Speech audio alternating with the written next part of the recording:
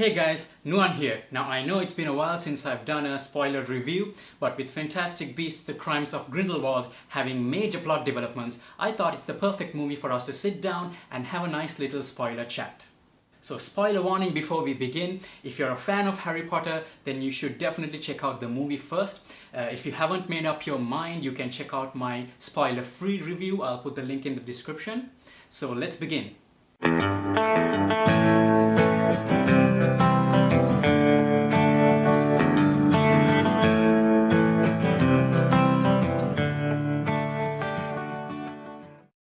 Spoiler number 1, the blood pact between Dumbledore and Grindelwald.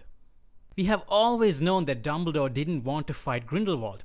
It was hinted that this was because they used to be very close. They have a history, and Grindelwald was also involved with what happened to Dumbledore's sister. So facing Grindelwald was complicated. But in this movie, Grindelwald has caused so much trouble in the Wizarding world and also the Muggle world, and things have escalated to such a chaotic degree that Dumbledore being inactive any longer doesn't make sense. I have always made fun of Dumbledore. I still love making fun of Dumbledore not doing anything. He always gets some kid to do his dirty work. On top of his conflicted emotions for Grindelwald, the movie introduces a blood pact which Dumbledore and Grindelwald took to make sure they will never turn on each other. This is a good physical representation of his mistakes, his regrets, and those conflicted emotions he has. Movies are a visual medium, so it makes sense that this blood pact is a physical object that needs to be destroyed. I like the blood pact idea, but I hope, like so many other things they introduced in this movie, I hope they don't drag it out too much. I hope it doesn't take them another 2 movies to figure out how to destroy this thing, because until then, you'll never see Dumbledore fight Grindelwald. And what has me worried is that J.K. Rowling is writing the script, and she has a tendency to drag things out. So let's hope they do something interesting with the blood pact. Spoiler number 2, Queenie joining Grindelwald. I talked about Jacob and Queenie in my review. I was wondering why the filmmakers were focusing on them so much, and then I realized where this was going. Queenie and Jacob want to get married, but unfortunately Muggle wizard marriages are illegal in the 1920s. So after their fight, Queenie runs off to Paris to find her sister.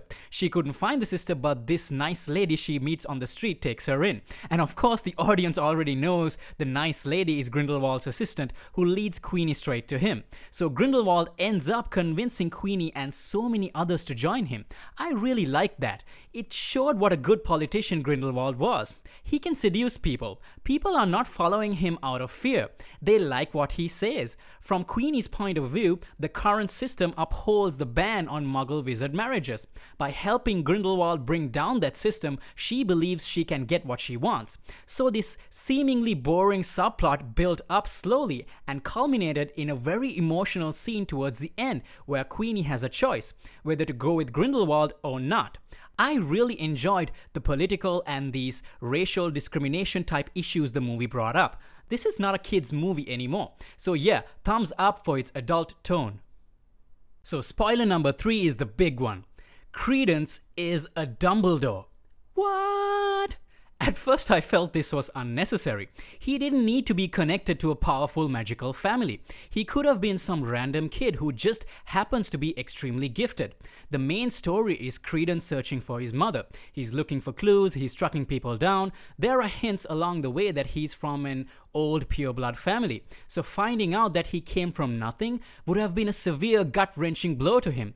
Kind of like what happens to Rey in Star Wars: The Last Jedi.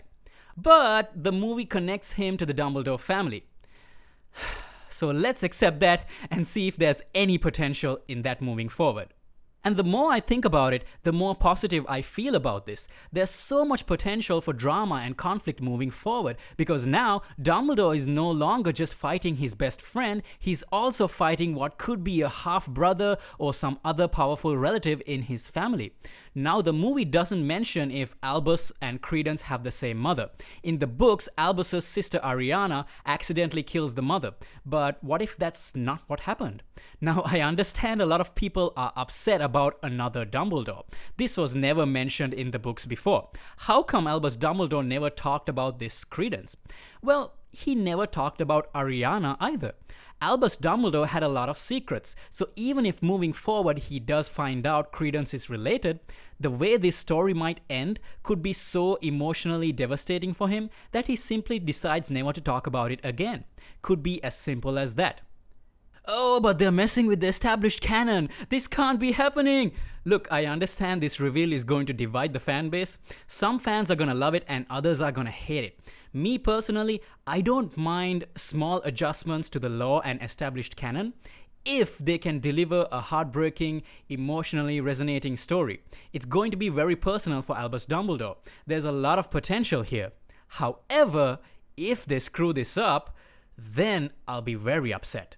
And before we end this discussion, there's another possibility. Maybe Grindelwald is lying to Credence. Maybe he's not really a Dumbledore. Maybe Grindelwald understands that Credence needs to hear that he's special, and he's using that information to keep Credence on his side. Yeah, I know the Phoenix thing is there, but is the Phoenix exclusively unique to the Dumbledore family? Or is it because Credence is so powerful that he can attract a Phoenix regardless of his family connections? Well, we won't find out till the next movie, but I do like the possibility that Grindelwald could be deceiving Credence.